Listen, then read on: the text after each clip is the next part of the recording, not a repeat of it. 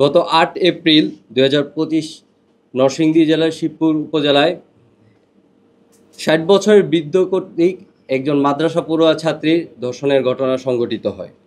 উক্ত ঘটনা বিভিন্ন প্রিন্ট মিডিয়া এবং বিভিন্ন ইলেকট্রনিক মিডিয়ায় ভুলভাবে প্রচারিত হয়। এতে চাঞ্চল্যের সৃষ্টি হলে বাদী মামলা করেন এবং র্যাব তার নজরদারি বৃদ্ধি করে।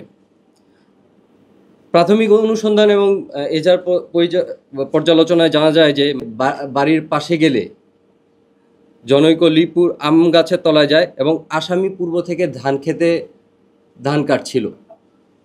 ওখান থেকে ঘটনার সূত্রপাত হয় এবং আসামি জোর করে চেপে ধরে ধান খেতে নিয়ে যেয়ে ধর্ষণের ঘটনা সংঘটিত করে। পরবর্তীতে ভিকটিমের চিৎকার শুনে ভিকটিমের চাচি এগিয়ে আসে এবং এটাই দেখতে পেয়ে আসামি দৌড়ে পালিয়ে যায় এবং উক্ত ঘটনা সংঘটিত হওয়ার পরে র্যাব তার নজরদারি বৃদ্ধি করে এবং পরবর্তীতে গোপন সংবাদের ভিত্তিতে আসামিকে নারায়ণচন্দ্র পালকে র্যাব 11 কর্তৃক CPC 2 কর্তৃক গ্রেপ্তার করা হয়।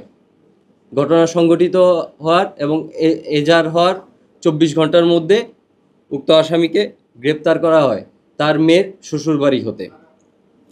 ঘটনার পর হতে সে আত্মগোপনে ছিল এবং প্রাথমিক জিজ্ঞাসাবাদে সে উক্ত ঘটনার স্বীকারোক্তি দিয়েছে। আসামির বিরুদ্ধে আইনানুগ ব্যবস্থা নেওয়া হচ্ছে।